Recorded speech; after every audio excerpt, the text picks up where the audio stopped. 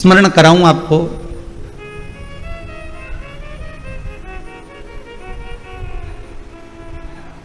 मेरी मैया यशोदा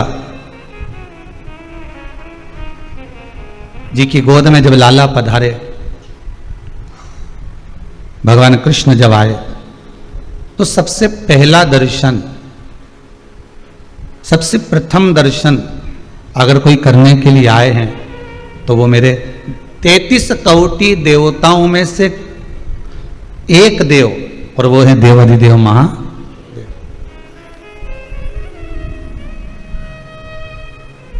जो भगवान का दर्शन करने के लिए पधारे और पूरे ब्रजमंडल में अलख जगाते हुए कि मुझे लाला का दर्शन करना है, मुझे लाला का दीदार करना है, उसका एक झलक पाना है, उसका एक दर्शन करना है मुझे।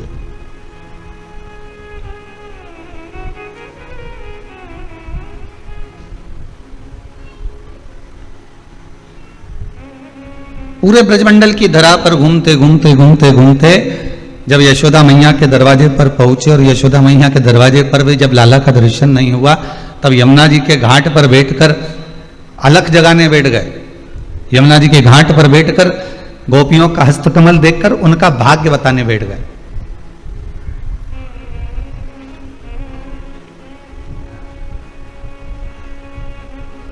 अच्छा, इतने सारे देवता सब छोड़कर केवल देवाधिदेव महादेव ही भगवान का दर्शन करने क्यों पधारे? ब्रह्मा जी को भी आना था, इंद्रदेव को भी आना था, वरुण गरुण सारे देवी देवता जितने भी हैं, सारे देव जितने भी हैं, सबको कम से कम पहुंचना तो था।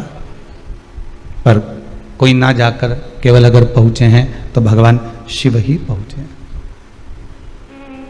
केवल भगवान शंकर।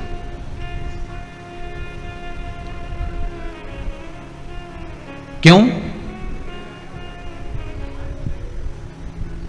क्योंकि ये भगवान कृष्ण यदि यशोदा मैया की गोद में पहुंच रहे हैं तो ये श्रावणी पूर्णिमा के पुण्य से पहुंच रहे हैं। श्रावण का जो महीना है, और श्रावण के महीने में जो श्रावण की पूर्णिमा आती है, उस पूर्णिमा पर बहुत सारे ब्राह्मण यमुना जी के घाट पर जाकर श्रावणी कर रहे थे। और यशोदा मैया जी की जो माता जी हैं पाटला देवी, उन पाटला देवी भगवान शंकर की आराधना करती थी, यमुना का गुणगान करती थी, यमुना का स्मरण करती थी, और यमुना मैया से हर पल विनती करती थी कि मेरे बेटी, सारी बेटियों के यहाँ मेरे यहाँ संतान है, पर मेरी यशोदा के यहाँ औलाद नहीं है, यशोदा के यहाँ संतान नहीं। निवेदन भी करा तो उन्होंने शिव जी से कराया कि ऐसी कृपा कर दो कि मेरी बेटी के घर में संतान हो जाए, मेरी बेटी के घर में औलाद हो जाए। और कृपा देखिए, जैसे ही पाटला देवी निकल कर जा रही थी तो एक संत ने आकर कह दिया कि तुम्हारी बेटी से कह दो कि श्रावण की पूर्णिमा के दिन अगर वो ब्राह्मणों का, संतों का भोजन कराएगी तो उसके घर में वंश की वृद्धि अपने आप हो जाएगी। पहले भी कथा में कहा, आज फिर कहते हैं, ब्राह्मण, साधु, संत, सन्यासी, तपस्वी, साधक, उपासक, गौमाता, बहन बेटी, भांजा भांजी, इनको खिलाने से कभी पीछे मत हटो, इनको देने से कभी पीछे मत हटो। इनको खिलाया गया, इनको दिया गया, कहीं ना कहीं हमारे सामने आकर खड़ा हो जाता, हमारे सम्मुख में आएगा और वो सामने आके खड़ा हो जाएगा।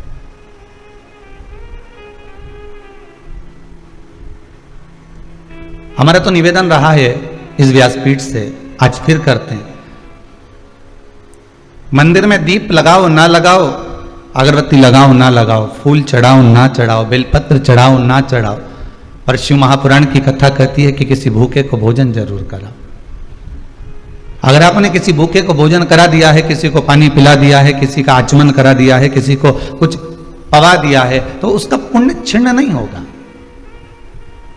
वो पुण्य आपके खाते में हमेशा रहेगा, हर पल, हर घड़ी, हर क्षण आपके खाते में रहने वाला।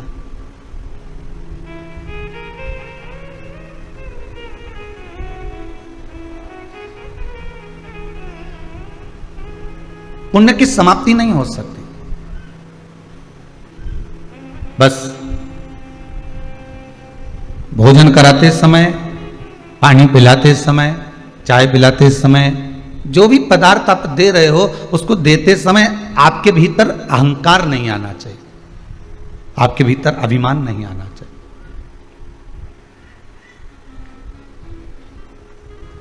कई बार हम कोई ऐसा काम कर जाते हैं तो हमारे मुख से हम कह जाते हैं,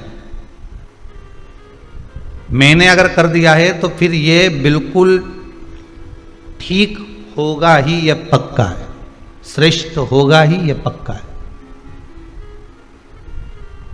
कई बार हम हमारे मुख से कह जाते हैं, हमने करा है ना तो वो गलत हो ही नहीं सकता, वो गलत नहीं होगा। पर शिव महापुराण की कथा कहती है कि मानव तो गलती का पुतला है। अगर मनुष्य गलती नहीं करेगा तो क्या भगवान गलती करेगा? हमारे द्वारा हम अगर कोई गलत कार्य अच्छा भी कर रहे हैं, श्रेष्ठ भी कर रहे हैं, बहुत अच्छे से अच्छा करने का प्रयास कर रहे हैं, उसके बाद भी कुछ त्रुटि रह जाती है। संसार में आए हो तो त्रुटि तो रहना ही है, पर उस त्रुटि का बार बार भान क्यों करें हम? उस त्रुटि की जगह उस त्रुटि को सुधारने का प्रयास करें हम। संसार सागर में आकर माना हमने चोरी कर लिया, माना हमने कपट कर लिया, माना हमने झूठ बोल लिया, माना हमने प्रपंच कर लिया, माना हमने कुछ छुपा लिया, माना हमने कोई बेकार कर्म कर दिया, पर उसको सुधारने का भी तो कोई तरीका हो सकता है कि हम भगवत भक्ति में इतने डूब जाएं, हम भगवत नाम में इतने डूब जाएं, हम भगवत स्मरण में इतने डूब जाएं कि जो हमारा पूर्व का किया हुआ कर्म है उसको काट दिया जाए।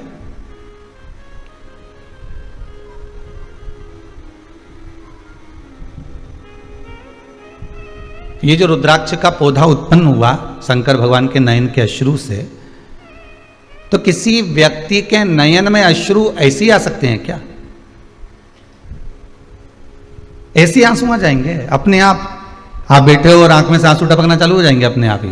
अरे या तो ऐसे टपकेंगे भी ना तो कोई हवा लग गई होगी, किसी का टल्ला लग गया होगा, कुछ सामान लग गया होगा, कोई वस्त्र लग गया होगा, तो आंसू गिर जाए तो बात दूसरी, आंखों से पानी आ जाए तो बात दूसरी।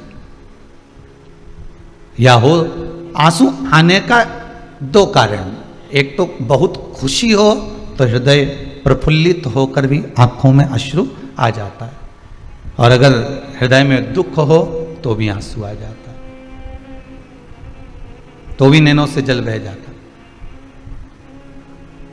हम इतने बार कथा को सुने, हर बार हमने कथा में सुना कि माता पार्वती के नयन अश्रु से बेलपत्री का पौधा उत्पन्न हुआ। बोलो सही है कि गलत है? आपने सुना ना कथा? शिव महापुराण में भी लिखा हुआ है, लिंग पुराण में भी वर्णन है, स्कंद पुराण में भी वर्णन है कि पार्वती जी के नयन अश्रु से, मां जगतजननी के नयन अश्रु से बेलपत्री का पौधा हुआ, और शंकर भगवान के नयन अश्रु से रुद्राक्ष का पौधा हुआ। तो अब ये विचार करा जाए कि शंकर भगवान को ऐसी कौन सी विपदा पड़ गई थी, शंकर भगवान को ऐसी कौन सी प्रसन्नता मिल गई थी, शंकर भगवान को क्या प्राप्त हो गया था जो शंकर भगवान के नयनों से अश्रु गिरा?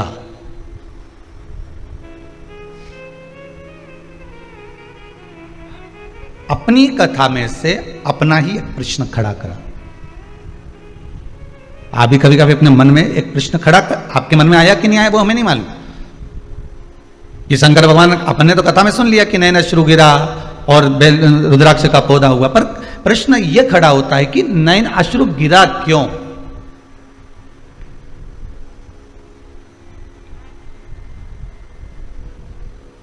नैनों से आंसू, यहाँ यशोदा मैया की जो माता जी हैं पाटला देवी, इनकी आंखों से आंसू गिर रहा था। क्यों गिर रहा था? क्योंकि उनकी बेटी के घर में बच्चे नहीं थे।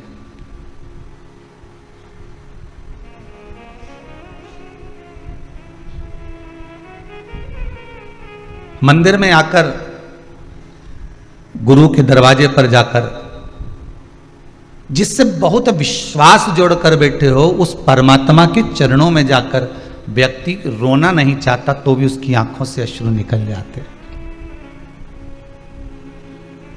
हमने इस कुबेरेश्वर धाम में भी कईयों को देखा है, वो बोल ही नहीं पाते और उनके मुख से कोई शब्द नहीं निकलता, पर आंसू सब कह जाते हैं, अश्रु सब बोल जाते हैं कि क्या कहना चाहते हो, क्या कहना चाह रहे हो। आपके नैनों के अश्रु बोल जाते हैं।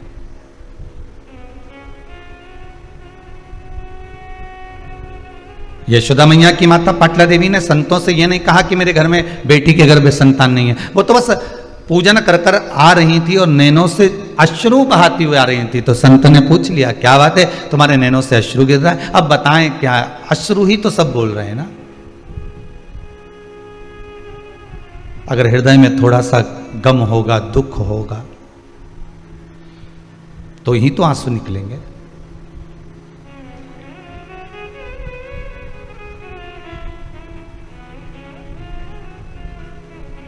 संत बोले, अगर नैनों में अश्रु हैं तो अपने परिवारजन को, अपने कुटुंबजन को, अपने हितैषियों को क्यों नहीं बोलते कि आपको तकलीफ है, आपको अश्रु आ रहे हैं। पाटला देवी ने एक बात, माता यशोदा की माता जी ने एक बात बहुत सुंदर कही है, संसार वाले तो आंसू देखकर पोंछ तो देंगे, मना नहीं है, पर जाते जाते कोई शब्द एक ऐसा और कहकर चले जाएंगे, फिर आंसू निकलना प्रारंभ हो जाए।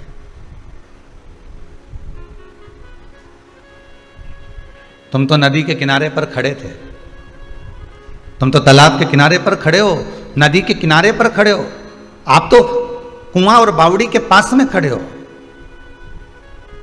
दूसरा कोई आपको धक्का दे ना दे, दूसरा आपको कहीं पीछे से धकेले ना धकेले, पर यह पक्का है कि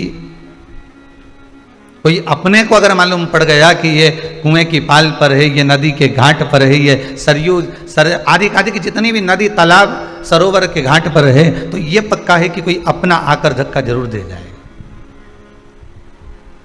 पर यदि देवादिदेव महादेव में अगर ये मन लगा हुआ है, ये चित्तवृत्ति हम भगवान में लगाकर बैठे हैं, राम में, कृष्ण में, शिव में, भवानी में, जगदम्बा में, दत्त में, आपकी चित्तवृत्ति अगर परमात्मा में लगी है तो धक्का देने वाला भले धक्का दे, पर अगर भगवान का स्मरण कर कर अगर हम गिर भी गए पानी में, तो ये पक्का है कि जिसका हम स्मरण कर रहे होते हैं वही हमें हाथ में झेल कर उस तालाब से, उस नदी से बाहर निकाल देता है, जिसका हम स्मरण कर रहे होते हैं, जिसकी भक्ति में हम रमे हुए होते हैं।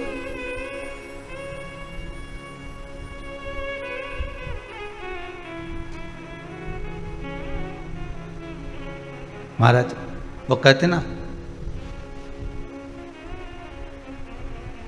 ले ले हरि का नाम नहीं, यही एक तरने का उपाय है, यही है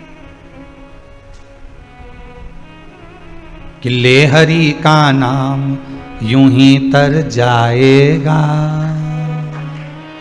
केवल भगवान के नाम से कलियुग केवल नाम आधारा, ले हरि का नाम यूं ही तर जाएगा। धन दौलत और माल धरा रे जाएगा। संपूर्ण साधन जितने भी रखे हुए हैं, संपूर्ण व्यवस्थाएं जितनी रखी हुई है, ये सब रह जाने वाली है, पर जो साथ जाने वाला है वो भगवान का नाम, इसके सिवाय कुछ भी नहीं। और हमने करा भी क्या, वस्तु तो बटोरी, नाम छोड़ दिया। सवेरे सवेरे से एक ही काम करते हैं, भैया राम राम। किसी ने पूछा कहां जा रहे हो, काम पर। काम हमने अपने पास रख लिया, राम तुम रख लो, जाओ।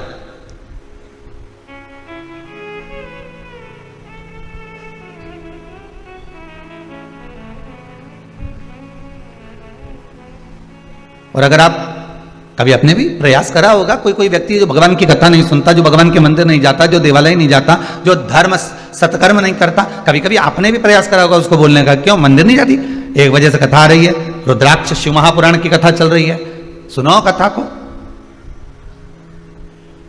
मंदिर नहीं गई तू। जिस व्यक्ति को हम कह रहे हैं कि कथा सुनो, जिस व्यक्ति को हम कह रहे हैं मंदिर जाओ, देवालय जाओ, तीर्थ जाओ, दर्शन करो, भजन करो, कीर्तन करो, नाम जाप करो, वो उल्टा आपको ज्ञान देना चालू कर देगा, अरे क्या करो, पूरा लॉकडाउन बैठ के यही तो कर रहा था, अब अभी तो दुकानें खुली हैं तो थोड़ा सा कमा लें, और मालूम पड़े तीसरी लहर और आ गई, वैसे तो बाबा देवादिदेव महादेव संभालेगा, वो तो सब उसके हाथ में है। फिर अगर कहीं कुछ हो गया तो इसलिए अभी कमाने का मौका मिला है, कमाल। हम इसको एकाग्रित कर लें, हम कमा लें, मना नहीं है, खूब कमाओ, डट के कमाओ। हम तो देवाधिदेव महादेव से, कुबेरेश्वर महादेव से, भंडारी से यही कहेंगे कि बाबा अगर इनको एक देते हो तो इनको दो दो, खूब दो, कमी मत रखो। पर देने के साथ में इनका मन थोड़ा सा बड़ा करते चले जाना, क्योंकि बिल्डिंग जैसे जैसे बनती चली जाती है, मकान बंगला गाड़ी जैसे जैसे बढ़ते चले जाता है, वैसे वैसे व्यक्ति का दिल मन थोड़ा कंजूसड़ा होते चले जाता है, थोड़ा चित्तवृत्ति थोड़ी कम होती चली जाती। 8-10 फैक्ट्रियां चल रही है, ओहो 4-6 पेट्रोल पंप है, बहुत बढ़िया। कजन कितनी तो हमने कॉलोनी काट ली, बहुत बढ़िया। इतनी इतनी गाड़ियां हैं, एक एक बहू की अलग, बेटा की अलग, ओहो बहुत बढ़िया। सेठ भी अलग अलग हैं, हीरा का अलग, कुंदन का अलग, इसका अलग, उसका अलग। हमने कहा बहुत जोरदार। अब उनसे पूछा जाए कि आपने इतना सब कुछ करा, अपने जीवन काल में आपने भगवान का भजन कितना करा, आपने शिव महापुराण की कथा कितनी करवाई, अपने जनमानस के लिए, संसार के लोगों के लिए कोई प्याऊ खुलवाया, संसार के लोगों के लिए कोई मंदिर बनवाया, संसार के लोगों के लिए कोई बाग बगीचा बनवाया, संसार के लोगों के लिए कोई बेलपत्री का पौधा लगाया, संसार के लोगों के लिए कोई शमी का पौधा लगाया, संसार के लिए तुमने किया क्या? ये तो करा तुमने अपनी पत्नी के लिए, ये तो किया तुमने अपने बच्चों के लिए, ये तो किया तुमने अपने परिवार के लिए, अपने कुटुंब के लिए, अपने लिए करा, संसार के लिए क्या करा?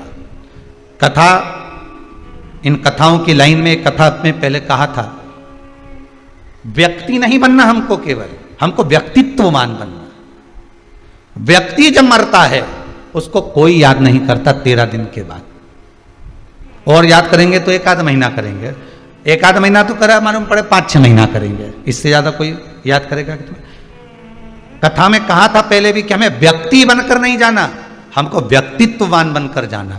व्यक्ति बनकर जाओगे तो घर में केवल एक फोटो टंगा रहेगा, और उस पे भी माला प्लास्टिक की चढ़ी रहेगी, 16 श्राद्ध में उतरेगा, कंडा जलाकर उस पे धूप छूटेगी, इससे ज्यादा कुछ नहीं होगा। और व्यक्ति बनकर गए तो फोटो लगा घर के अंदर, व्यक्ति बनकर गए तो धूप भी छोटी घर के अंदर, व्यक्ति बनकर गए तो माला भी चढ़ी घर के अंदर। पर व्यक्तित्ववान बनकर जाओगे तो कहीं फोटो लगाने की जरूरत नहीं है, क्योंकि व्यक्तित्ववान व्यक्ति जब जाता है तो दिल में फोटो फिट कर चले जाता है, सबके हृदय में फोटो फिट कर जाता है कि ये इनके हृदय में उस व्यक्ति का, उस व्यक्तित्ववान व्यक्ति का फोटो लगा हुआ।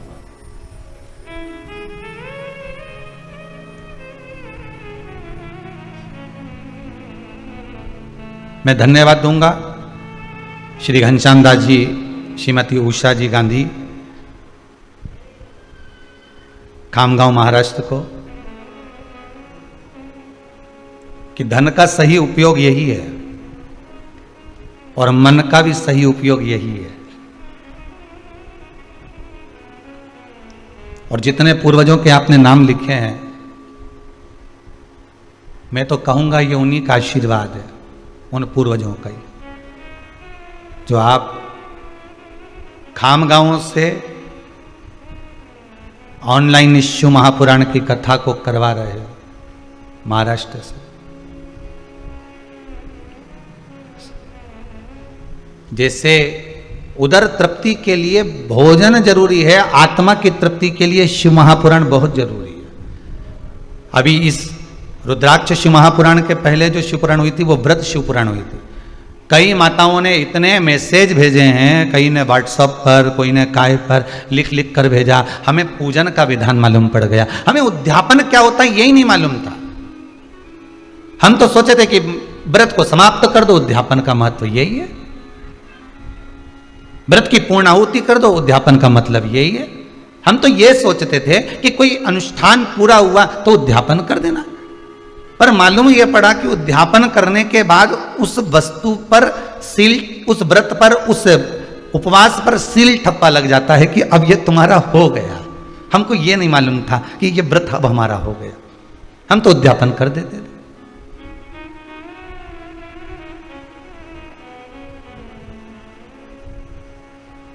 जितने वर्ष की शिवपुराण को उठाना है, एक एक वर्ष की शिवपुराण हमारे यहाँ यूट्यूब पर डली होगी, हमारे चैनल पर डली होगी। उठा उठाकर आप सुनते जाना। प्रत्येक शिव पुराण में आपको कुछ ना कुछ सीखने को मिलेगा, जो हमारी जिंदगी को संवारने के लिए, जो हमारे जीवन को सुधारने के लिए।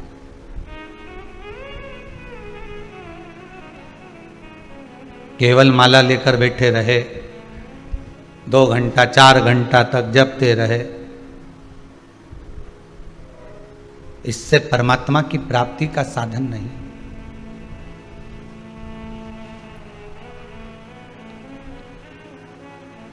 आज जन्माष्टमी का दूसरा दिन है, नंदोत्सव है। एक बात कहना चाहूंगा आपको, थोड़ा सा भले बुरा लगेगा पर शायद किसी को अच्छा भी लग सकता है, पर कहने में नहीं चूकूंगा। हमने देखा है माताएं, पुरुष वर्ग अपने घर घर के ठाकुर जी को लेके डलिया में जाते आते रहते हैं। आपने भी दर्शन किया होगा। घुमाओ मना नहीं है, ठाकुर आपका है, आप ठाकुर के हो।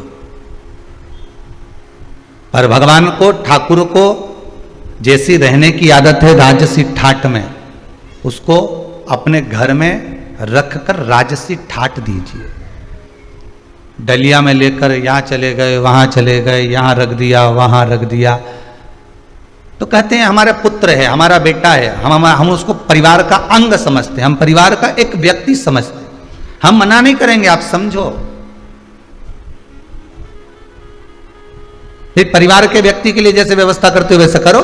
जैसे पति तुम्हारा जब मायके आता है, तुम्हारे मायके में तुम्हारा पति आता है तुमको लेने के लिए, तो बोलो व्यवस्था करती हो कि नहीं करती? मम्मी आज वो आ रहे हैं, खसखस का हलवा बना लेना। मम्मी आज वो आ रहे हैं, उनको दाल बाटी पसंद है, बना लेना। मम्मी आज वो आ रहे हैं, ऐसा काम करना कि सुबह पोहा बना लेना, शाम को आलू बड़ा बना लेना, और सुनो सुबह सुबह का भोजन ऐसा बना लेना। बोलो करवाते हो नहीं करवाते? तुम्हारे ससुराल वाले तुम्हारे मायके में जब आते हैं तो तुम कितनी व्यवस्था करते हो, और ठाकुर जी को लेकर तुम यहां वहां चले जाते हो, घूमते रहते हो, तो वो ठीक नहीं। भगवान को अपने हृदय के साथ में उसको राजसी ठाट दीजिए।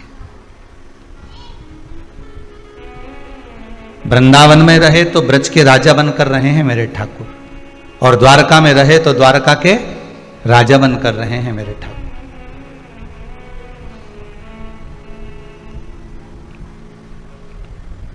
अभी एक बार तो कहा हमने देखा था कहीं पर कि कोई माताएं हैं तो ऐसे राधा कृष्ण थे, उनको एक हाथ में राधा को पकड़ी थी, एक हाथ में कृष्ण को पकड़ी थी, और चली जा रही, और सामान खरीदा वो हाथ गाड़ी से, ठेला गाड़ी से, तो राधा कृष्ण को वह ठेले पे धर दिया और सामान ले लिया। सामान लिया, झोला टांग लिया एक हाथ में, मालूम पड़ा ठाकुर जी को तो ले गई, राधा जी को ठेले पे छोड़ गई। फिर याद आया उसको, फिर आई, फिर राधा जी के भी, फिर अभी तक 2 हाथ में थे, अब दोनों को एक ही हाथ में उठा। श्रेष्ठता में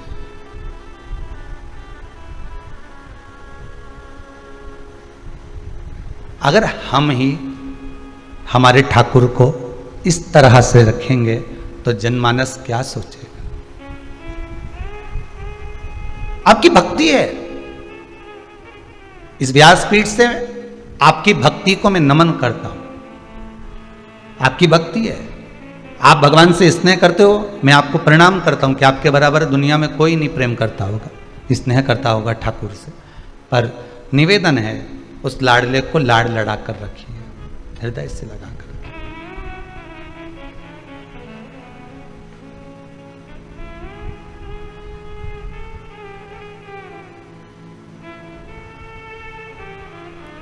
और चित्त वृत्ति में अगर वो समाया है तो फिर क्या सोचेगा? किसी एक माता जी ने पूछा था क्या शंकर भगवान का शिवलिंग घर में रखना जरूरी है? मेरा पति कह रहा है कि शिवलिंग नहीं रखूंगा, मैं कह रही हूं कि मैंने शिव पुराण सुनी है तो शिवलिंग घर में रखूंगी। बहू भी मेरा साथ दे रही है, बेटा भी मेरा साथ दे रहा है, पर मेरा पति मना कर रहा है। तो हमने उस माता जी से एक ही बात लिखकर भेजी कि आपसे निवेदन है कि अगर आपका पति मना कर रहा है शिवलिंग रखने को तो मत रखो। हृदय में तो शिव है ना, श्वासों में तो शिव है ना, धड़कनों में तो शंकर है ना, रोमावली में शंकर समाया हुआ है। 3.5 करोड़ रोम छिद्र जो ये मनुष्य के शरीर में है, हर एक रोम के अंदर शंकर ही तो है, शिव ही तो है।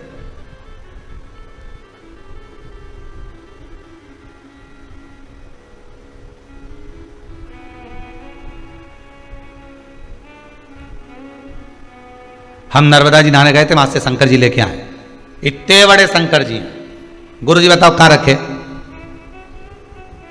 हमने कहा लाने का कौन ने बोला था तेरे को? वो इतने बड़े लेके आई है तो कोई मंदिर की लाई होगी ना? नहीं, वो तो सब ले जा रहे थे तो हमने कहा हम भी ले चले। अच्छा, शिव पुराण कह रही है एक छोटा सा छोटा मात्र एक तिल बराबर का भी अगर कंकर है तो वो शंकर है। आप उसमें तो भगवान का दर्शन करिए, आप उसमें तो भगवान का दीदार करिए।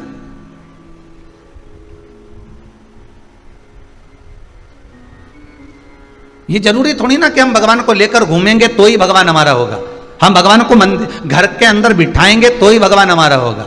किसी किसी के यहां शादी में ब्याह में लड्डू गोपाल देते हैं कन्यादान में। अब लड्डू गोपाल जी दे तो देते हैं वो कन्यादान में। अब ईमानदारी की बात है, वो लड्डू गोपाल जी को कन्यादान में किया तो जितने भी लोग उनको लेके गए तो वो जो बर्तन नहीं होते नहीं कन्यादान के, ने हंडा ने बाल्टी ने टंकी ने सब सामान वो उसी में वो डाल के ले गए। अरे बोलो तो सही है कि गलत है? उसी उनने तो उसको बर्तन समझा, उसी में डाल के ले गए। अब जब शादी हो गई, रिसेप्शन हो गया, 15-20 दिन हो गए, बर्तन का बोरा अभी तक नहीं खुला। 1-1.5 महीना बाद जब बर्तन का बोरा, और अभी भी सास ने कह दिया पड़े रहने दो, इतने तो बर्तन पड़े करेंगे का। तब बहू ने कहा हो सकता है हमारी मम्मी ने हमको भगवान दिए तो इसमें पड़े होंगे, जरा देख लो ना, मतलब पड़े होंगे, रखे होंगे नहीं, पड़े होंगे, जरा देखो। फिर बर्तन निकाले, उसमें से भगवान निकले, फिर विचार करा। अब हमारे यहां तो पहले से बड़ी बहू का भी रखा है, हमारी अम्मा का हाथ का रखा है, 2 तो पहले से रखे थे, अब ये छोटी बहू के भी आ गए। अब इनके कहां रखेंगे तीसरी जगह में, बताओ जरा। तो पहले बेटी के माता पिता को पूछना था कि आपके घर में जो ठाकुर जी बैठे हैं हम उनका कोई श्रृंगार बनवा दें, हम उनके चांदी का कोई आभूषण बनवा दें, हम कोई स्वर्ण का आभूषण बनवा दें, या आपके ठाकुर जी को हम छोटी सी चांदी की गाय दान दे देते हैं, आपके ठाकुर जी को हम बंसी बनवा देते हैं, आपके ठाकुर जी को हम पैजनिया बनवा देते हैं, आपके ठाकुर जी को हम कर्णफूल बनवा देते हैं, आपके ठाकुर जी को हम कुछ ऐसा देना चाहते हैं, हमें बता दो, क्योंकि हम अलग से ठाकुर जी देंगे तो मां रखने की जगह तो वैसे ही नहीं होगी, सेवा करे ना करे ठाकुर जी इधर उधर, तो हम आपके ही ठाकुर जी को कोई ऐसा स्नेह तुल्य चीज प्रदान कर।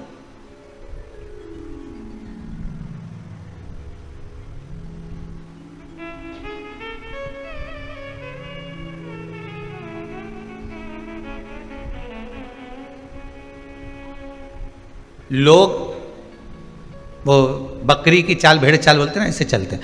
पहले क्या होता था, जब बुलावा होता था किसी के यहाँ शादी हो, मंडप हो, ब्याह हो, तो उसमें जो गिफ्ट आइटम बंटते थे ना, तो एक जैसा इन्होंने पानदान बांटा तो पानदान ही चलेगा। एक जगह की शादी में गए वहां पे भी पानदान मिल गया, दूसरे की शादी में गए वहां भी पानदान मिल गया, तीसरे की शादी में गए वहां भी पानदान मिल गया, चौथे के यहाँ गए वहां भी पानदान मिल गया, इतना पानदान घर में इकट्ठा हो गया और अभी तक पेटी में पड़ा है। कई का तो काला पड़ गया,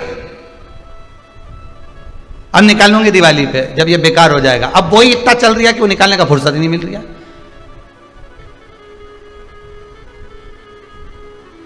फिर चलो तो एयर टाइट डब्बा जिसमें एयर नहीं भरा है, अब वो डब्बा एक के यहाँ गए उसने भी दिया, दूसरे के यहाँ गए उसने भी दिया, तीसरे के यहाँ गए उसने भी दिया, फिर चौथे नंबर पर फिर पानी की वो बॉटल जिसमें चाय गरम रहे, तो एक के यहाँ गए तो उसने भी बुला हुआ, मेरी इतनी बॉटल इकट्ठी कर ली, वह पेटी के अंदर पड़ी 4-6।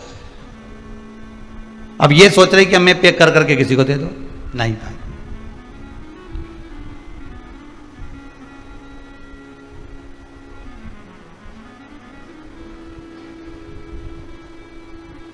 उसको जो अच्छा लगता है वो आप दीजिए। शिव महापुराण की कथा कहती है जो ईश्वर को अच्छा लगे, भगवान को जो अच्छा लगे आप उसको वो दो। भगवान को क्या अच्छा लगता है? भगवान को आपका धन अच्छा लगता है, दौलत संपदा? भगवान को आपकी प्रॉपर्टी अच्छी लगती है? नहीं। भगवान को आपका सोना चांदी हीरा पन्ना कुछ भी अच्छा नहीं लगता। भगवान कहते हैं ये तो सब मेरे चरणों की धूल है। तुम मेरे पास में आते हो, आते काय को? मेरे चरणारविंद की रज लेने के लिए। रज मतलब भगवान के चरणों का थोड़ी सी धूल अगर मिल जाएगी तो जीवन सार्थक। मेरे पास क्यों आए हो? मेरे पास तो अगर आए हो कुछ देना चाहते हो तो केवल मुझे दे रहे हो, तो मुझे जो प्रिय है वो दीजिए। तो भगवान को प्रिय क्या है? तो कहा मुझे प्रिय है बस तेरा भजन, मुझे प्रिय है तेरा स्मरण। तेरे हृदय से तू भगवान का नाम ले ले, श्री शिवाय नमस्तुभ्यम बोल ले। बाबा कहते हैं बस मैं तेरा हो गया, तू मेरा हो गया।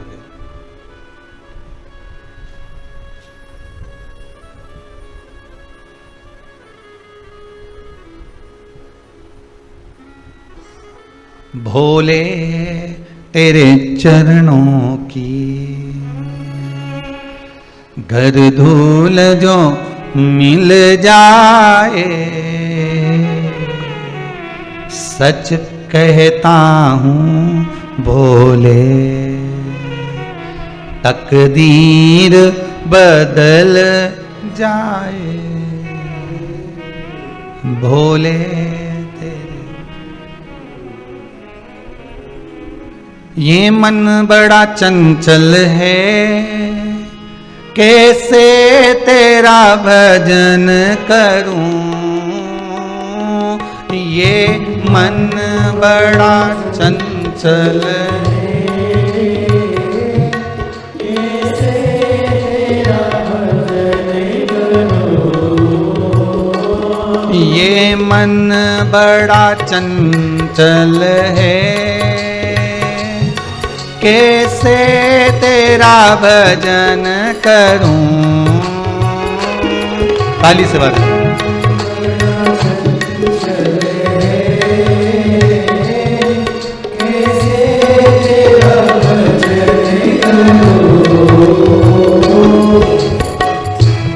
बाबा जितना इसे समझाऊं, जितना इसे समझाऊं, जितना इसे समझाऊं, जितना इसे समझाऊं, उतना ही मचलता है, जितना इसे बोले उतना ही मचलता है। भोले तेरे चरणों की, भोले तेरे चरणों की। हर भोले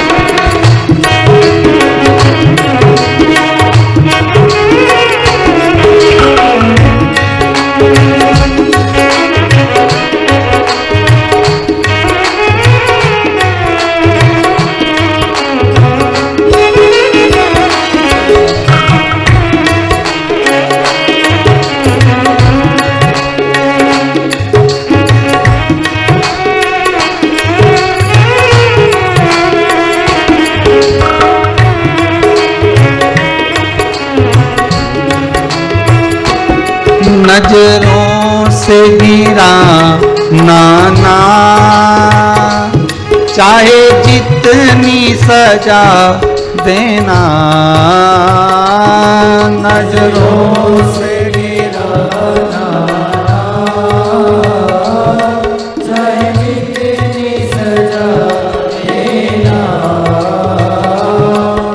नजरों से गिराना ना,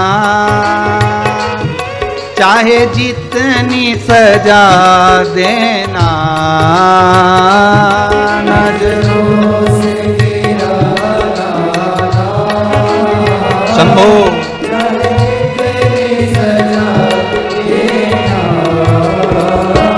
नजरों से जो गिर जाए, नजरों से जो गिर जाए, नजरों से जो गिर जाए, नजरों से जो गिर जाए, मुश्किल है संभल पाना। नजरों से जो गिर जाए, मुश्किल है संभल पाना। भोले तेरे चरणों की, भोले तेरे चरणों की, कर धूल जो मिल जाए, भोले तेरे चरणों की, कर धूल जो मिल जाए। सच कहता हूँ भोले, सच कहता हूँ भोले, तकदीर बदल जाए। सच कहता हूँ तकदीर बदल जाए। सच कहता हूँ भोले, तकदीर बदल जाए। सच कहता तकदीर बदल जाए। भोले तेरे चरणों की, भोले तेरे चरणों की, कर धूल जो मिल जाए। भोले तेरे चरणों की, हे शंकर हे त्रिकालदर्शी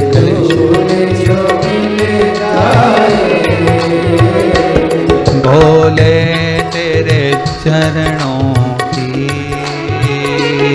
भोले तेरे चरणों की। हे शंकर करुणा सागर, आपके चरणारविंद की मात्र रज मिल गई तो मेरा जीवन तो वैसे ही सार्थक हो गया। रिटर्न बढ़ गया,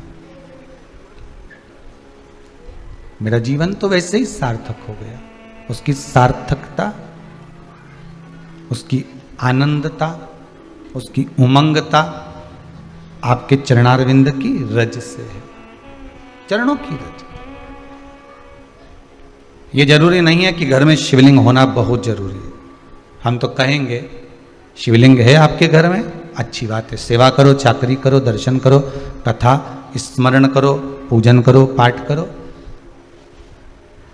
शिवलिंग लाने का मन है आपका तो हम तो करबद्ध हाथ जोड़कर निवेदन करेंगे कि शिवलिंग भी लाना तो ऐसा लाना कि जिस पर कोई वस्तु आप समर्पित कर दें तो उसको पा लें। जैसे नर्मदेश्वर शिवलिंग, नर्मदा जी के जल से निकला हुआ शिवलिंग ऐसा होता है कि उस पर कुछ भी चढ़ाकर आप खा सकते हो, कुछ भी समर्पित कर कर आप पा सकते हो।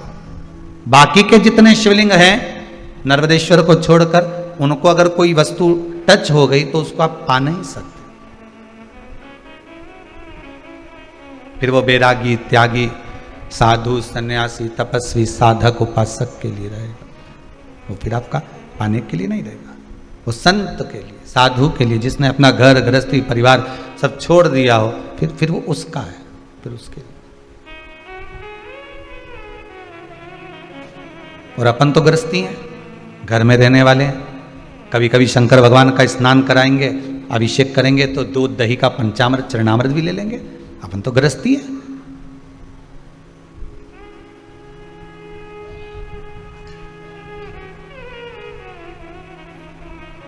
गृहस्थाश्रम में रह रहे हैं तो भगवान का चढ़ा प्रसाद हम पा सकते। पर नर्मदेश्वर शिवलिंग,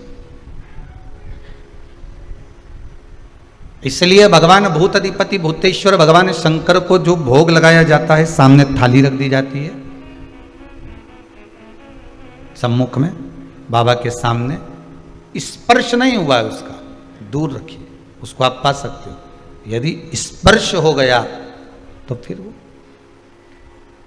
फिर किसी साधु को, किसी सन्यासी को, किसी तपस्वी, किसी साधक, किसी उपासक को दिया जाए, जिसने अपना घर परिवार सब छोड़ दिया। रुद्राक्ष शिव महापुराण की कथा चल रही है। भगवान के आंख से आंसू क्यों गिरा, बात वहां पहुंचना। तब रुद्राक्ष का पौधा उत्पन्न होगा, तब जाके रुद्राक्ष उत्पन्न होंगे, एक मुखी से लेके 14 मुखी तक।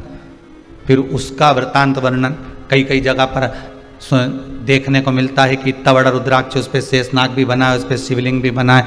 तो ये हमको दिया था, बहुत महंगा लेकर आए। तो ये रुद्राक्ष पर शिवलिंग नहीं होता, शिवलिंग की आकृति शंकर खुद अपने आप बनाता है। उसको घिस कर या सांप को छील कर या बनाकर ये नहीं बेचा।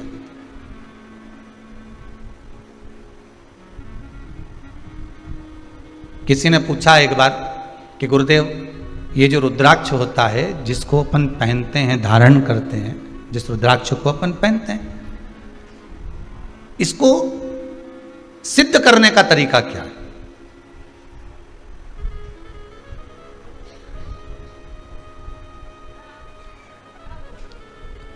अच्छा, सिद्ध नकली भी हो जाता है और सिद्ध असली भी हो जाता है। अब इसको भी समझ लेना जरा अच्छी तरह से।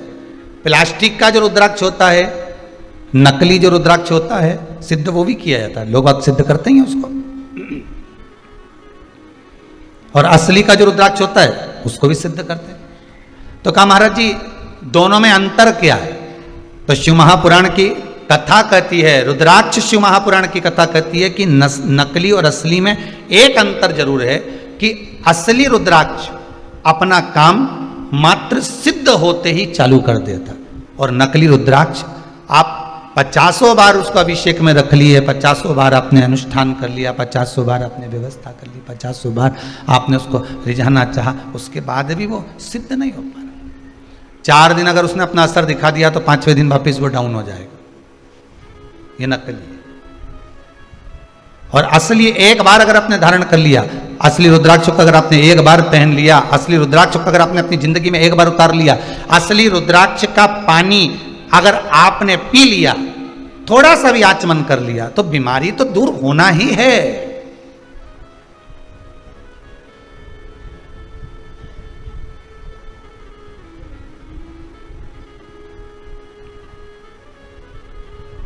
नकली और असली में अंतर यही है। असली रुद्राक्ष को तो सिद्ध करने का एक ही तरीका, जो 14 मुखी तक रुद्राक्ष का जो मंत्र दिया गया है, उस मंत्र का स्मरण कर लो, उस मंत्र का जाप कर लो, उस मंत्र का भगवती स्मरण कर लो। और अगर वो भी नहीं कर सकते तो क्या लिखा है शिव महापुराण में? जिस रुद्राक्ष को आप सिद्ध कर रहे हो, रुद्राक्ष आपके घर में जो रखा हुआ है, उसको सिद्ध करने का एक तरीका और वर्णन किया। 108 बेलपत्र, बेलपत्र की बीच वाली पत्ती, उस पत्ती पर भगवान शंकर का ओमकार, ओम संबोधन चंदन से लिखा, उसको रखते जाइए। 5 बेलपत्र नीचे रख दिए, उसके ऊपर रुद्राक्ष रख दिया। उसके बाद में बाकी की जो 108 बेलपत्र है, आप जो गिनती की चढ़ा रहे हैं, वो उसके ऊपर केवल ओम नमः शिवाय बोलकर भी समर्पित करेंगे। 5 दिन तक ऐसे कैसे ही रखे रहने दोस्त। बस इतना जरूर करना कि उसके सामने कपूर जरूर जलाना, थोड़ा सा कपूर, अर्थात अपन जलाने का मतलब है कि कपूर की आरती कर लो। कर्पूर घोरम करुणावतारम संसार सारम, कपूर उसके सामने 5 दिन तक प्रतिदिन शाम के समय, सुबह के समय पर आप आरती के नुमा उसको अवश्य प्रज्वलित करें। मात्र 5 दिन। 5 दिन के बाद वो बेलपत्री को उठाइए और उठाने के बाद में आप विसर्जन कर दीजिए। रुद्राक्ष को ओम नमः शिवाय बोलकर या श्री शिवाय नमस्तुभ्यम मंत्र का स्मरण कर कर, या रुद्राक्ष के जो मंत्र हैं, जितना मुखी रुद्राक्ष है उतना मंत्र का, उस मंत्र का जाप कर कर, आगे आएगा चरित्र कथा में उस मंत्र को बताएं, तो उस मंत्र को भी बोलकर आप उस रुद्राक्ष को धारण करेंगे। वो सिद्ध हो गया। अब ना उसको कहीं अभिषेक में रखने की जरूरत है, अब ना उसको कहीं भभूति लगाने की जरूरत है, और ना उसको किसी तरह से उसमें धूप घुमाने की जरूरत। अब तो तुम्हारे तन पर जब धारण कर लिया तुमने, उस तन पर धारण करने के बाद तुम जब घटकी जिह्वा से शिव का नाम लोगे, आपको पहले कथा में कहा था, एक होता है आ जपा जप, पहले की कथा में निकाल कर देखना। एक होता है जप जो तुम हाथ से कर रहे हो, मुख से कर रहे हो। एक आजपा जप होता है। आजपा जप किसको कहते हैं? कि जिस दिन से तुम पैदा हुए, माता के गर्भ से जब तुम बाहर निकले और तुम्हारी श्वास जब निकलना अंदर बाहर होना चालू हो गई, श्वास निकलना प्रारंभ हो गई, उस दिन से तुम्हारा एक जप चालू हो गया, उसको कहते हैं आजपा जप। अर्थात तुम भगवान का नाम लो ना लो, पर तुम्हारी जब श्वास निकलेगी, श्वास में एक शब्द निकलता है, वो ओमकार का निकलता है।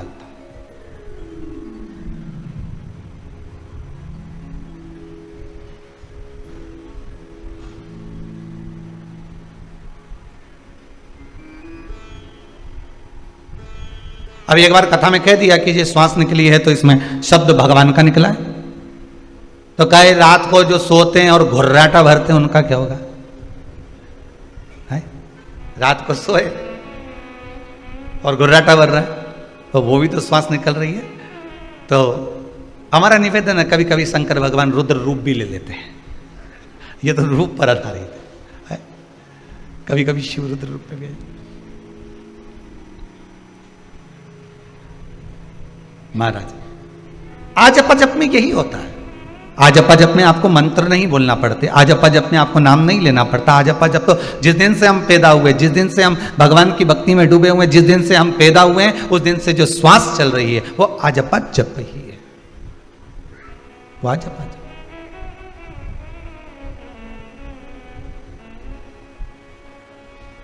श्वास श्वास में ओम रटो, वृथा जन्म मत खोए, ना जाने इस श्वास का फिर आवन होए ना होए। इसलिए जप लो।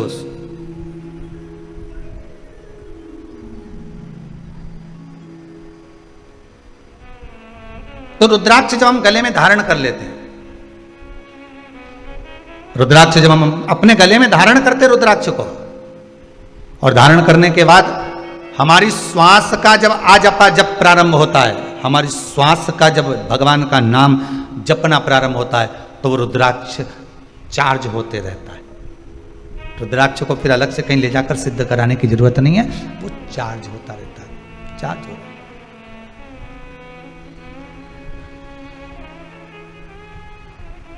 फिर उसको सिद्ध कराने की कहीं जरूरत नहीं पड़ेगी, फिर वो चार्ज हो रहा है अपने आप, अपने आप चल रहा है। घी की कटोरी में रख दिया, उससे भी सिद्ध होता है रुद्राक्ष। घी के पात्र में रखने के बाद भी रुद्राक्ष की सिद्धता आ जाती है, पहले भी कथा में कहा। पर कथा चल रही है कि यहां यशोदा मैया जो आंख से आंसू बहाई हैं, तो संत ने आकर कह दिया कि तुम मत रो, तुम्हारे नैनों में जो जल भरा हुआ है रुकिए, शिव है।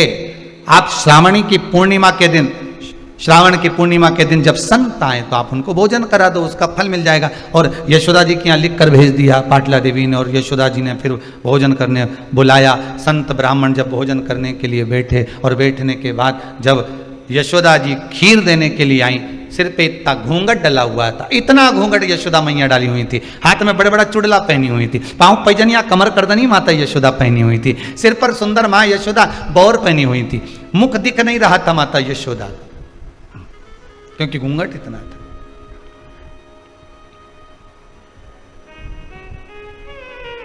पहले की माताएं करती थी इतना घूंघट, पहले चलता था इतना घूंघट, अब तो धीरे धीरे धीरे धीरे धीरे यहाँ से यहाँ गया, यहाँ से यहाँ गया, यहाँ से यहाँ गया, बच्चा कुच्चा था यहाँ गया गया। अब तो बहुएं 2 बार इतना घूंघट करती है। एक बार शादी होकर आती है तब, क्योंकि मुंह दिखाई होती है तो सोने की रकम मिलती है, और दूसरी बार बहुएं घूंघट करती है घर में जब बुढ़ा बुढ़ी मरे तब। घर में कोई बुजुर्ग जब शांत होता है, रिटर्न नहीं आ रहा है, घर में जब बुजुर्ग कोई शांत होता है तब इतना घूंघट लिया जाता, तब इतना घूंघट ले लेती है। क्यों? कारण क्या है? क्योंकि आंख में से एक भी आंसू तो गिरना नहीं है, बस घूंघट रखकर नई नई डिजाइन में चिल्लाना है। डीले कम करो, नई डिजाइन में चिल्लाना। अब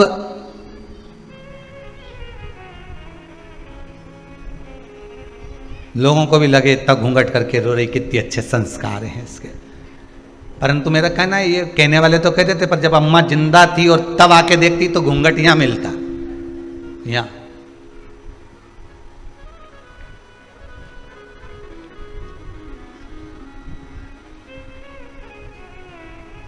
कभी कभी रोने का तरीका भी बदल जाता है। एक व्यक्ति कथा में जाकर बैठा और बैठते से ही जो रोना चालू करा उसने, तो महाराज जी भी चक्कर में पड़ गए कि मैंने रोने की कोई कथा ही नहीं बाची। जब उन्होंने रोने का कुछ बोला ही नहीं तो ये रो क्यों रिया आके? और 1 घंटा हुए तो रो ले, यहाँ तो 3 घंटा लगातार रोए जाए रोए जाए रोए जाए रोए जाए। तो कथा जब पूरी हो गई, अक्षतम केशवम हो गया, तब महाराज जी ने उसको अपने पास में बुलाया, भैया इधर आओ जरा। हाँ महाराज जी बोलिए, ये बताओ हमने कथा में कोई रोने की बात तो बोली नहीं, तो तुम इतना क्यों रो रहे थे? और थोड़ा बहुत रो रहे चल जाए, तो अल्लाह अल्लाह के रो रहे, चिल्ला चिल्ला के, तुम इतना क्यों रो रहे थे? अरे महाराज जी हम तुमको क्या बताएं। महाराज जी बोले नहीं बताओ तुम तो क्या बात किया। महाराज जी बात इतनी सी है, हमारे पास में एक पाड़ा था, तो वो 3 घंटे तक टर टर टर करता रहा, आखिरी में वे जिंदा रिया ही नहीं, मर गया। हमको भी रोना इसलिए आ रहा है कि तुम भी 3 घंटे से पाड़े जैसे टर टर कर रहे हैं। अब हमें टेंशन ये है कि पाड़ा निपट गया, कहीं तुम नहीं निपट गया। तो जो नहीं समझे आंसू की कीमत, जो नहीं समझ पाए कि आंसू है क्या, वो तो लगे कि हाँ, पाड़ा और महाराज एक जैसा दिखे कि 3 घंटा टर टर कर।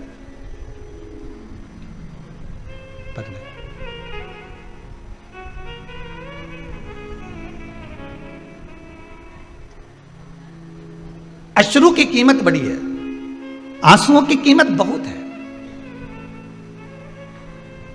हम तो कहेंगे इसको व्यर्थ भी मत जाने दो।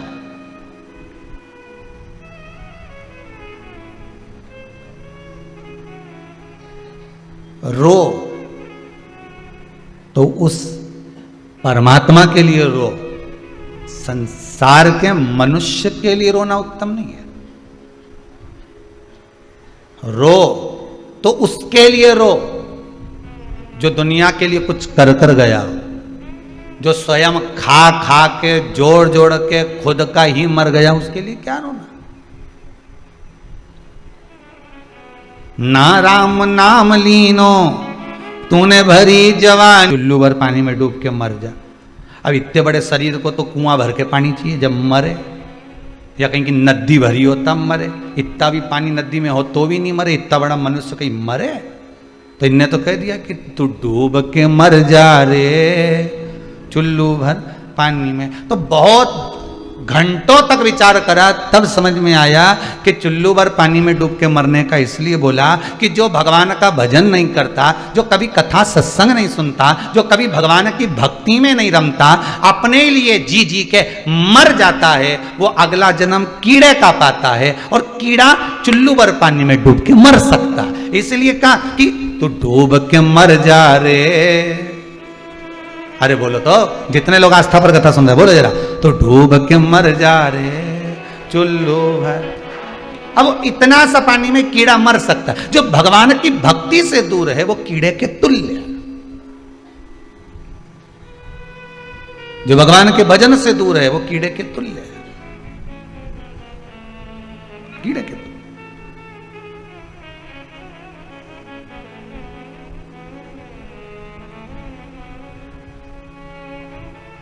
व्यक्ति भगवान के करीब में कब आता है? समय बताइए। व्यक्ति भगवान के करीब में कब आता है? जब सारी दुनिया से ठोकर खा लेता है, सारी दुनिया कि देख लिया संसार हमने, देख लिया संसार हमने, देख लिया ओ, देख लिया संसार हमने, देख लिया, देख लिया संसार हमने, देख लिया सब मतलब के यार हमने, देख लिया सब मतलब के यार हमने, देख लिया संसार हमने, देख लिया संसार हमने, देख लिया, देख लिया संसार हमने, देख लिया, देख लिया संसार हमने, देख लिया।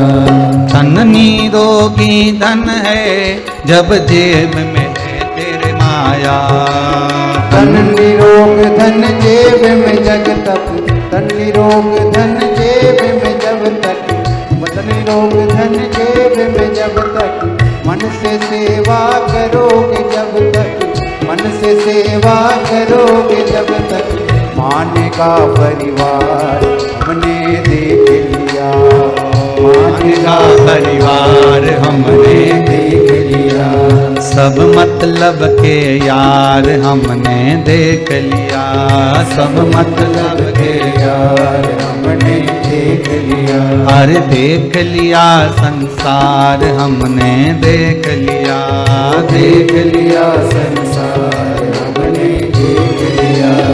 ये संपूर्ण संसार में जितने नजर आ रहे हैं आपको अपने दिखते हैं, पर शिव पुराण कहती है ये सब पूर्व के कर्म के हिस्सेदार, ये पूर्व के कर्म के हिस्सेदार।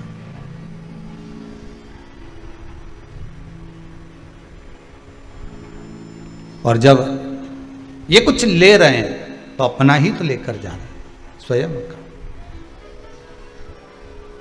रो किसके लिए रो?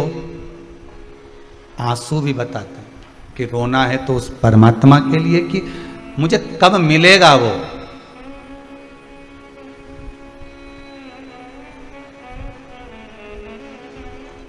कब मिलेगा? सुन लो मेरे श्याम सलोना, तुमने ही मुझे पर कर दिया तोना, कर दिया तोना, मेरी अखियां तुम्हीं से लड़ी, बिहारी जी मैं कब से खड़ी, तेरी अखियां हैं जादू भरी, बिहारी जी में कब से। बस रुदन हो तो उस परमात्मा से एक बार मिलने का हो, एक बार उससे मिलन हो जाए। बस कई लोग, अभी तो लॉकडाउन चल रहा है, तो लॉकडाउन के चलते कुबेरेश्वर धाम पर अभी किसी को आने का तो वर्णन नहीं कहते, पर कई लोग आ भी जाते हैं। और आ जाते हैं तो उनके कईयों के नैनों में जब जल रहता है तो पूछने में आ जाता है, क्यों रो रहे हो? कोई दुख है क्या आपको? नहीं। शरीर में कोई कष्ट है क्या आपको? नहीं। फिर क्या हुआ जो नैनों से जल बहा रहे हो? बस 2 साल से कथा सुन रहे थे, कब से मन में लगी थी कि जाना है, बस इस भूमि पर पांव पड़ गया तो नैनों में अश्रु भर गए। ये खुशी के हैं, उससे मिलन की आस थी और वो परमात्मा मिला। और हम तो कहेंगे बाबा विश्वनाथ से प्रार्थना करेंगे, जैसे कुबेरेश्वर धाम में आने वालों को आप मिल जाते हो और वो खुश हो जाते हैं, ऐसा ही एक बार कभी स्वयं उनके घर पहुंचकर भी मिल जाओ कि मैं आया हूं तेरे दरवाजे पर, मैं तेरी चौखट पर।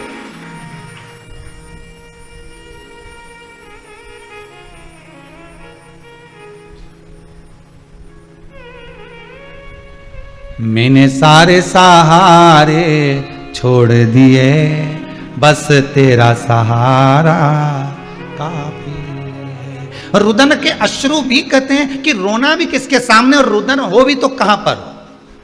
हर किसी के सामने रोना भी मत ही, लोग तो फायदा उठाएंगे। ओ सोचेंगे कमजोर है, डर रहा है, नैनों से जल बह रहा है। जो अश्रु की कीमत जाने उसके सम्मुख में रो।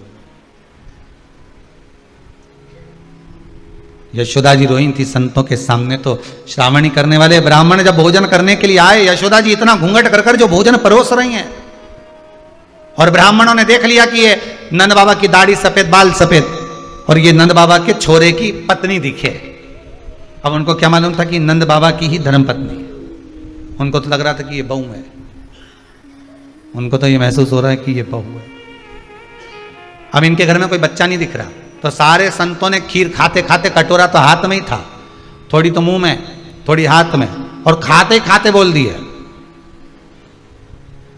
एक दूसरे को कौन नहीं मारे, इनके घर में औलाद नहीं दिख रही, ये बहू अकेली दिख रही है नंद बाबा की, पर इनका नंद बाबा कोई पोता पोती नहीं दिख रहा। अब इनका छोरा हो तो पोता हो, और ये जिसको बहू समझ रहे हैं वो तो यशोदा जी। तो इन सारे ब्राह्मणों ने भोजन करते करते आशीर्वाद दे दिया, पुत्र भव। इतने में यशोदा जी ने भी घूंघट ऊंचा कर दिया। जो घूंघट ऊंचा करा तो सारे संत एक दूसरे को कोनी मार कर कहे, ई का भी बाल धोला है, ये भी बुढ़िया है। अपने गलत फहमी हो गई।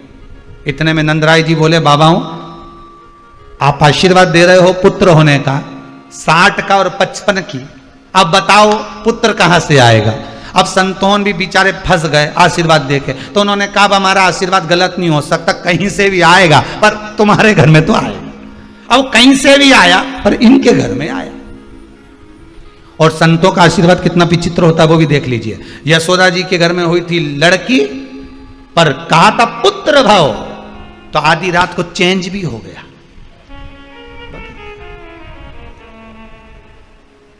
चमत्कार सा हो गया, लोगों हो गई बात निराली। रात ही रात में नंद बाबा की दाढ़ी हो गई काली। ना जाने किस ऋषि मुनि ने धागा हाथ लपेटा, कि नंद घर अनहोनी हो गई, बेटी हो गया बेटा। ये चमत्कार नहीं तो और क्या है।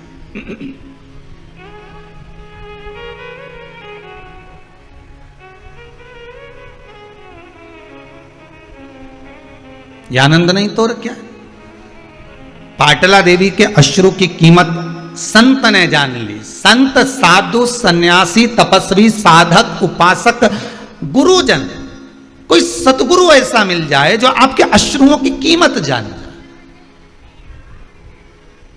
और वो सतगुरु कोई दूसरा नहीं होता, वो सतगुरु केवल एक ही है, शिव गुरु। कौन सा गुरु है? जम के बोलो जरा, शिव गुरु। जिसका कोई गुरु नहीं, उसका गुरु शंकर, उसका गुरु शिव। आंसुओं की कीमत वही जान सकता है, शिव गुरु। क्यों रो रही है? चोर आकर रोया, कुबेर बना दिया।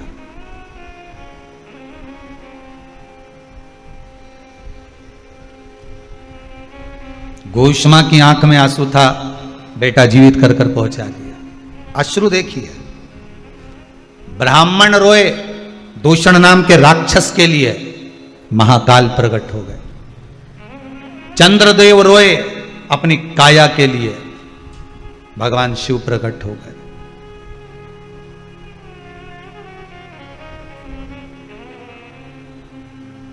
ब्राह्मणों ने तप साधना करी, दारुक नाम के राक्षस को मारने के लिए शिव प्रकट हो गए। असुरों की कीमत कोई नहीं जान सकता, केवल शंकर के सिवा। आंसू बहाने वाला आंसू पोंछ सकता है। शंकर ने अगर एक अश्रु बहाया है और उससे अगर रुद्राक्ष का पौधा उत्पन्न हुआ है, और उस पौधे से अगर रुद्राक्ष उत्पन्न हुआ है, तो हम लोगों से कहते हैं कि भगवान शंकर के नयन के अश्रु से उत्पन्न हुआ रुद्राक्ष का पौधा, रुद्राक्ष का वृक्ष, उस रुद्राक्ष के वृक्ष से उत्पन्न हुआ रुद्राक्ष। अर्थात शंकर तो खुद आकर तो तुम्हारा आंसू नहीं पोंछेगा, पर इतना जरूर विश्वास रखना, आंसू पोंछता कौन है? जो आंसू बहा चुका होता है, जिसने हृदय से छुआ होता है। वो कहते हैं ना, दिल की गाथा दिल वाला ही जान, हृदय की गाथा हृदय वाला ही जानता। जिसके हृदय को ठेस पहुंची होगी, दूसरे के हृदय को ठेस पहुंचने वाले की वाणी को वो समझ जाएगा, जान जाएगा। शंकर भगवान को कितनी हृदय में ठेस पहुंची होगी वो भी देख लीजिए जरा। उमा चली गई, सती जिसको ले जाकर भगवान शंकर ने कुंभज बाबा की यहां कथा सुनवाई, वो सती मैया अपने पिता के घर में प्राणों को त्याग दी। विचार करिए कितना दुख होगा। सग्गा ससुर अपमान कर रहा है, कितना दुख होगा, जरा विचार करिए। जिसका हृदय भीतर से रोया होगा वही सामने के रोने वाले के आंसू पोंछ सकेगा। शंकर जी के नैन अश्रु से उत्पन्न हुआ है रुद्राक्ष का पौधा, रुद्राक्ष के पौधे पर उत्पन्न हुआ है रुद्राक्ष। रुद्राक्ष अगर आपने धारण कर रखा है तो क्या वो आपको रोने देगा? जम के बोलिए जरा, रोने देगा? नहीं, क्योंकि रोने वाला जो पूर्व में रो चुका है, जिसकी अश्रु गिरे हैं, वो ही पोंछ सकता है आपके आंसू, आपके आंसुओं को वही पोंछ सकता।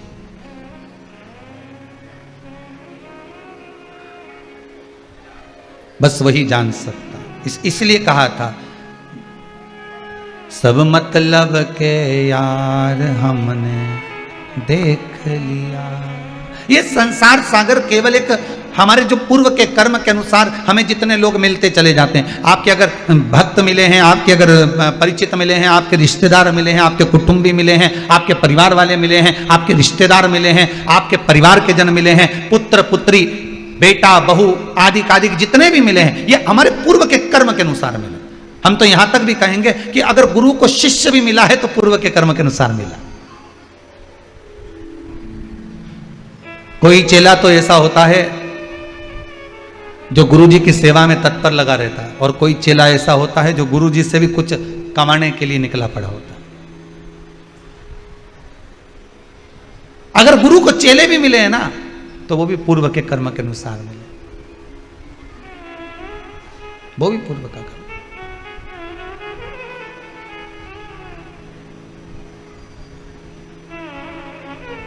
रुद्राक्ष बहुत छोटा है, एक बड़ा मन का भी होता है, इतना बड़ा। और शिव पुराण कहती है मन का तो इतना बड़ा भी होता है, उससे भी छोटा, उससे भी छोटा, उससे भी छोटा, उससे भी छोटा। जितना रुद्राक्ष छोटा होता है उतना ज्यादा फल देता है। क्यों? क्योंकि छोटे रुद्राक्ष को सेवा की जरूरत नहीं पड़ती। बहुत ध्यान देना। अब अपनी भाषा से समझ लो उसको, अपने हृदय से समझो। छोटा बच्चा है, बहुत छोटा, उसको कुछ भी पहना दो। लड़के को भले तुमने लड़की का कपड़ा पहना दिया, कुछ बोलेगा नहीं, रोता रोता बोलता हो कि नहीं मैं तो नहीं पहनूंगा, हम इतना सा बच्चा बोले नहीं पहन, बोलेगा नहीं। थोड़ी देर आपने उसको दूध पिला दिया, कुछ खिला दिया, पटक दिया पलने के अंदर, पड़ा हुआ है, खेल रहा है, फिर उसको भूख लगेगी तभी रोएगा। जितना छोटा होता है, छोटे बच्चे को इतनी सेवा की जरूरत नहीं पड़ती। जब वो बड़ा होते चले जाता है और मां कहे ले ये चड्डा पहन, नहीं पहनूंगा, मेरे को जींस चाहिए। पहन रहा है कि नहीं पहन रहा है? नहीं पहन। फिर मैं तेरे को लेके नहीं जाऊंगी नाना के घर, मत जाना, मैं तो नहीं पहन। ले ये पहन ले, नहीं मैं। फिर बच्चा खुद अलमारी खोल लेता है, कपड़े निकाल लेता है, खुद पहनना चाहता है, फिर वो पहनता भी खुद के पसंद के। अब मम्मी भोजन करा रही, पहले तो दूध पिला देती थी, पड़ा रहता था, उसकी चॉइस भी नहीं थी, पूछती भी नहीं थी कि तू खाएगा कि पिएगा, बस दूध पिला दिया, पटक दिया। आज के जमाने में ले मैंने रोटी बनाई है, मूंग की दाल बनाई है, गिलकी की सब्जी बनाई है, नहीं खाऊंगा। क्यों? मीन चाउमीन क्यों नहीं बनाई? अब मैं नहीं खाऊंगा, वो बगरा हुआ बना, बगरा हुआ बोलते हैं, बगरा बोलते हैं, हाँ जो भी बोलते हैं, बगर मगर क्या बोलते हैं, ये क्यों नहीं बनाया, फिर ये क्यों नहीं बनाया, फिर ये पिज्जा क्यों नहीं बनाया, तो ये वस्तु क्यों नहीं बनाई, वो वस्तु क्यों नहीं बनाई। अब उसकी चॉइस चालू हो गई।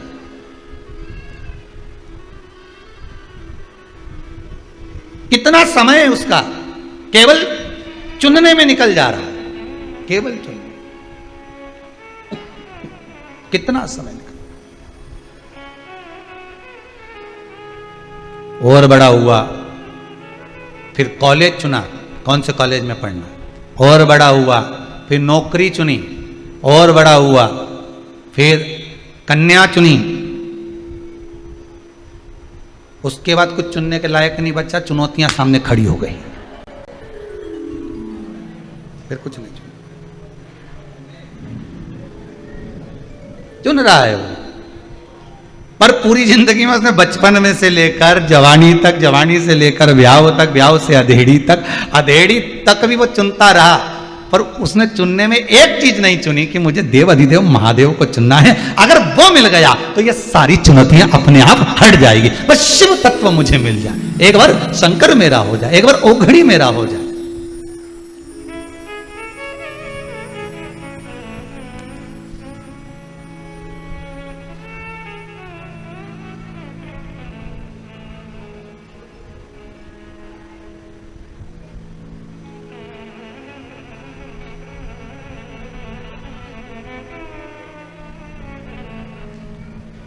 चुनौतियां खड़ी है साहब।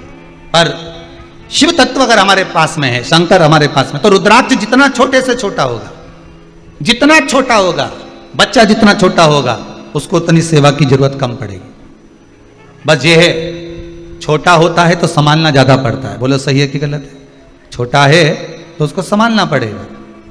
उसी तरह रुद्राक्ष जितना छोटा होता है, उसमें जब धागा पिरो, सोने का तार डालो, चांदी का तार डालो, तो वो उसको संभालना ज्यादा पड़ता है। बड़ा रुद्राक्ष होगा तो अब धागा इतना मोटा मोटा, लोग गोप, काली गोप, लाल गोप उसमें डाल देते हैं, तो वो बड़ा है तो सही, पर छोटा है अगर वो, तो उसको संभालना पड़ेगा। जितना छोटा रुद्राक्ष होता है वो उतना फल देता है। सेवा नहीं चाहिए उसको।